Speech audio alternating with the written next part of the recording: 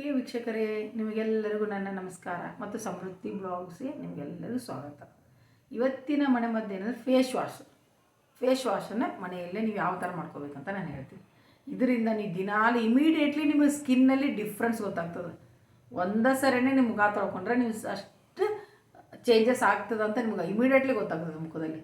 ಇವಾಗ ನೀವು ಮುಖ ತೊಳ್ಕೋಕ್ಕಿಂತ ಮುಂಚೆ ನೀವು ಮುಖವನ್ನು ಫಸ್ಟ್ ಬೇಕಾದ್ರೆ ಸೆಲ್ಫಿ ತೊಗೊಳ್ಳಿ, ನೆಕ್ಸ್ಟ್ ಮುಖ ತೊಳ್ಕೊಂಡ್ಮೇಲೆ ಒಂದು ಸೆಲ್ಫಿ ತೊಗೊಳ್ಳಿ. ಎರಡರಲ್ಲೇ ಫೋಟೋಲ್ಲಿ ಬೇಕಾದ್ರೆ ಡಿಫ್ರೆನ್ಸ್ ಕಾಣ್ತೀರಾ, ಅಷ್ಟು ಗ್ಯಾರಂಟಿ ಕೊಡ್ತೀನಿ. ಇನ್ನು ದಿನಾಲು ಇದರಿಂದಲೇ ಬೇಕಾದ್ರೆ ಮುಖ ತೊಳ್ಕೊತೀರ. ಒಂದ್ಸಲ ನಿಮಗೆ ಇದು ಇಷ್ಟ ಆಯಿತು ಅಂದರೆ ನೀವು ಗ್ಯಾರಂಟಿ ಇದರಿಂದನೇ ಮುಖ ತೊಳ್ಕೊತೀರ, ಬೇರೆ ಯಾವುದೂ ಬೇಡ ಇದಕ್ಕೆ.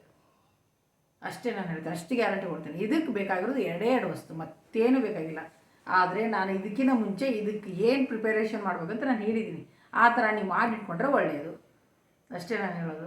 ಯಾಕಂದರೆ ನೀವು ಮನೆಯಲ್ಲೇ ಅದನ್ನು ರೆಡಿ ಮಾಡಿದರೆ ಅದು ಏನಂತ ಅದಕ್ಕೂ ಹೇಳ್ತೀನಿ. ಆಮೇಲೆ ಹೊಸಬ್ರು ಯಾರಾದರೂ ಈ ಚಾನಲ್ ನೋಡ್ತಾ ಇದ್ದರೆ ದಯವಿಟ್ಟು ಸಬ್ಸ್ಕ್ರೈಬ್ ಮಾಡ್ಕೊಳ್ಳಿ ಮತ್ತು ಪಕ್ಕದಲ್ಲಿರೋ ಬೆಲ್ ಐಕಾನನ್ನು ಮರೆಯದೆ ಪ್ರೆಸ್ ಮಾಡಿ. ಈಗ ಫೇಸ್ ವಾಶ್ ಪೌಡರು ಅದು ಹೇಗೆ ಮಾಡೋದು ಹೇಗೆ ಅಂತ ನಾನು ಹೇಳ್ತೀನಿ.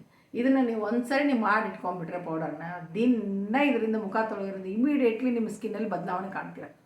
ಒಂದೇ ಸರಿ ನೀವು ಯೂಸ್ ಮಾಡಿದ್ರೇ ನಾನು ಹೇಳ್ತಾ ಇದ್ದೀನಿ, ಸೆಲ್ಫಿ ತಗೊಂಡು ನೋಡ್ಕೊಳ್ಳಿ ಫಸ್ಟು ತೊಳ್ಕೊಕ್ಕಿಂತ ಮುಂಚೆ, ಆಮೇಲೆ ಡಿಫ್ರೆನ್ಸ್ ಮತ್ತೆ ಒಂದು ಸರಿ ತೊಳ್ಕೊಂಡು ಆದಮೇಲೆ ಮತ್ತೊಂದು ಸೆಲ್ಫಿ ತೊಗೊಳ್ಳಿ. ಎರಡರಲ್ಲೇ ಡಿಫ್ರೆನ್ಸ್ ನೀವೇ ಕಾಣ್ತಾರೆ, ಅಷ್ಟು ಗ್ಯಾರಂಟಿ ಹೇಳ್ತೀನಿ. ಅಷ್ಟು ಚೆನ್ನಾಗಿ ಆಗ್ತದೆ ಸ್ಕಿನ್ನು, ಗ್ಲೋ ಆಗ್ತದೆ. ಸೋಪೇ ಹಚ್ಕೊಬೇಡಿ ಮುಖಕ್ಕೆ, ಡೈಲಿ ಇದೇ ಹಚ್ಕೊಳ್ಳಿ ಸಾಕು, ಬೇರೆ ಏನೂ ಬೇಡ, ಏನಿಲ್ಲ.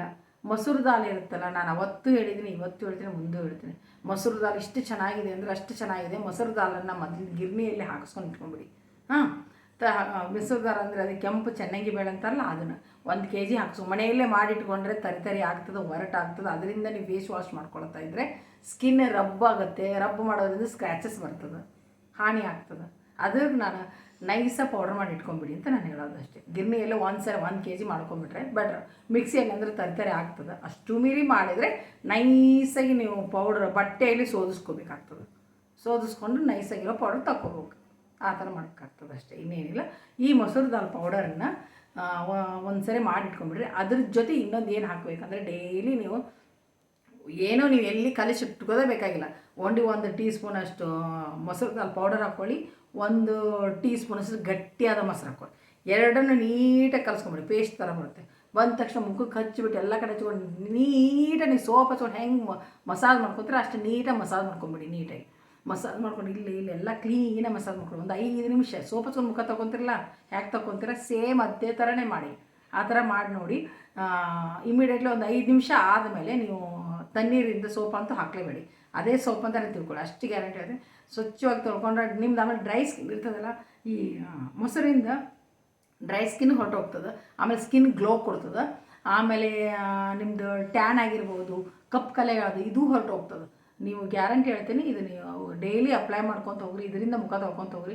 ನಿಮ್ಮ ಸ್ಕಿನ್ನಲ್ಲಿ ಎಷ್ಟು ಚೆನ್ನಾಗಿ ಆಗ್ತದೆ, ನಿಮ್ಮ ಸ್ಕಿನ್ ಎಷ್ಟು ಗ್ಲೋ ಆಗ್ತದೆ ಅಂತ ನೀವೇ ಹೇಳ್ತೀರಾ. ಮೊಸರು ಆಮೇಲೆ ಮೊಸರು ದಾಲ್ ಇವೆರಡನ್ನು ಮಿಕ್ಸ್ ಮಾಡ್ಕೊಳ್ಳೋದೈತಿ, ಮುಖಕ್ಕೆ ಹಚ್ಕೊಳ್ಳೋದೈತಿ. 5 ನಿಮಿಷ ಸೋಪ್ ಥರ ಸೇಮ್ ಮಸಾಜ್ ಮಾಡ್ಕೊಳ್ಳೋದೈತಿ, ಆಮೇಲೆ ಮುಖ ತೊಳ್ಕೊಳ್ಳೋದು. ಇಷ್ಟು ಮಾಡಿ ನೋಡಿ, ನಿಮಗೆ ಇಮಿಡಿಯೇಟ್ಲಿ ಗೊತ್ತಾಗುತ್ತೆ ಎಷ್ಟು ಚೆನ್ನಾಗಿ ಆಗ್ತದೆ ಅಂತ.